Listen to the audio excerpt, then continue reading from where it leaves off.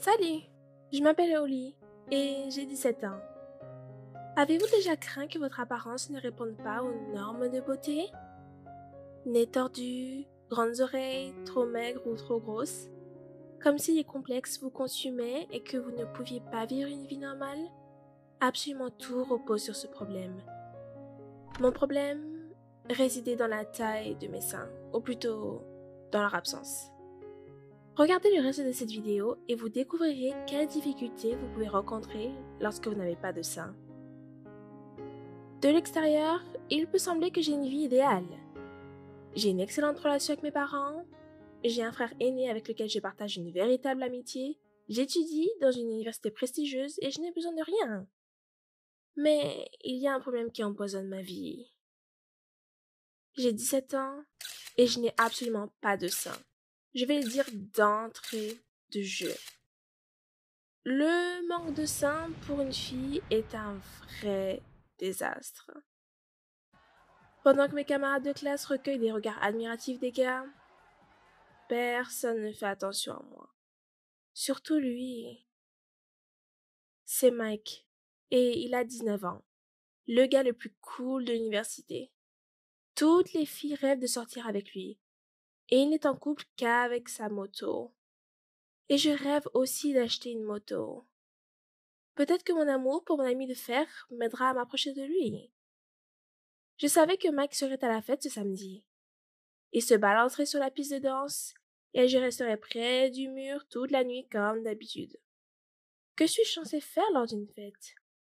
Qui veut aller avec quelqu'un comme moi quand il y a tellement de filles aux gros seins et des culs fermes autour? Elles sont partout. Dans la rue, dans les magazines, sur les réseaux sociaux, partout.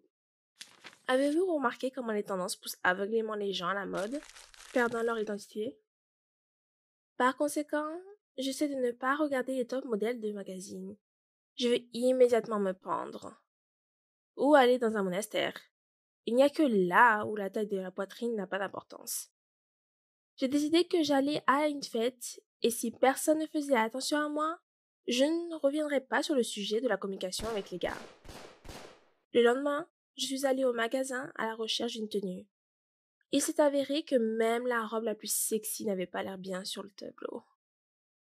La vendeuse m'a conseillé avec tact de choisir un push-up, mais cela n'a pas aidé. S'il n'y a rien à pousser, alors vous n'avez pas besoin d'un soutien-gorge. Presque en sanglotant, je suis sortie en trombe de la cabine d'essayage. Certaines chaudasses m'ont poussée, disant que j'étais sur leur chemin. Ils m'ont même parlé comme si j'étais un mec.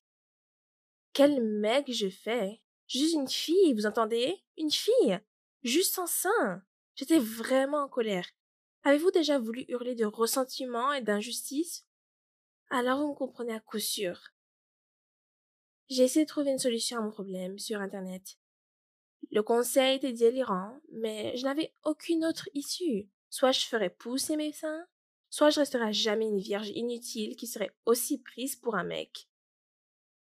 Bien sûr, la chose la plus simple serait d'aller chez un chirurgien, mais ce n'est pas une chose à laquelle je peux penser avant l'âge de 21 ans. Et j'avais besoin de mes seins, ici et maintenant. Après avoir examiné les forums sur lesquels tout le monde disait que le chou augmentait la poitrine, je me suis tournée vers la salade de choux. Mes seins n'ont pas grossi, mais après une journée de régime de choux, j'ai eu mal à l'estomac. J'ai décidé de ne pas me laisser abattre et d'essayer un autre remède populaire, le miel. Suivant les mots de la fille avec les formes du public, j'ai commencé à en enduire sur mes seins. Alors que je me tenais dans la salle de bain complètement nue, Alex a décidé de se laver les cheveux et m'a attrapé durant mes expériences de miel. Maintenant, il me taquine avec abeille. Mon Dieu, comme je me sentais mal à l'aise. Rien n'a fonctionné pour moi. Je ne pensais pas que je m'abaisserais à cela, mais j'ai décidé de mettre du coton dans mon soutien-gorge. Ce fut un désastre. Ajoutant des chaussettes au tout, je me suis regardée dans le miroir et fondue en larmes de ressentiment et de désespoir. Eh bien, qui regarderait une fille avec des chaussettes en guise de soutien-gorge?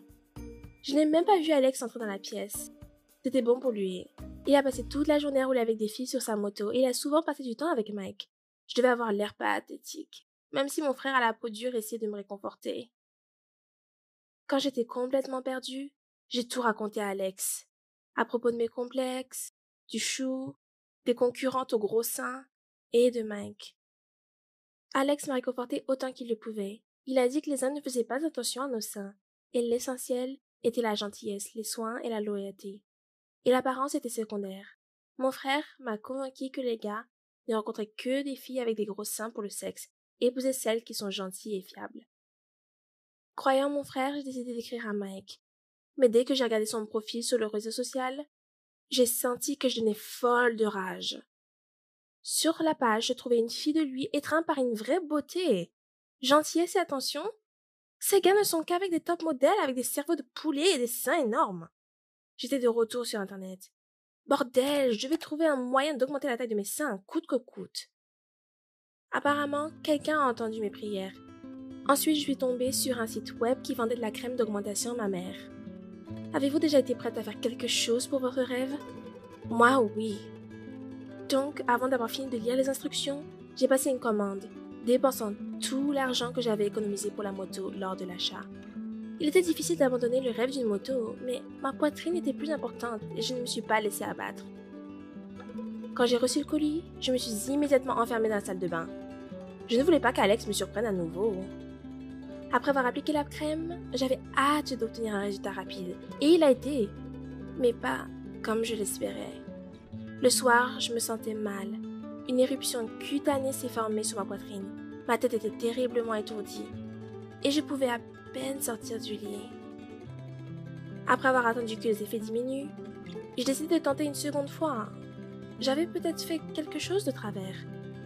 1 heure plus tard, je me sentais mal. Ma poitrine entière était brûlée et boursouflée. Je me souviens du visage marqué de mon frère. Il a remarqué que je me sentais mal et j'ai appelé une ambulance. J'ai été hospitalisée pour une crise d'allergie aiguë. Les médecins ont dit que si je continue l'expérience, je pourrais avoir de graves problèmes de santé. Le matin, Alex est venu dans ma chambre. Il m'a hurlé dessus, me grondant comme une petite fille. J'avais terriblement honte. J'ai réalisé que je m'étais presque ruinée.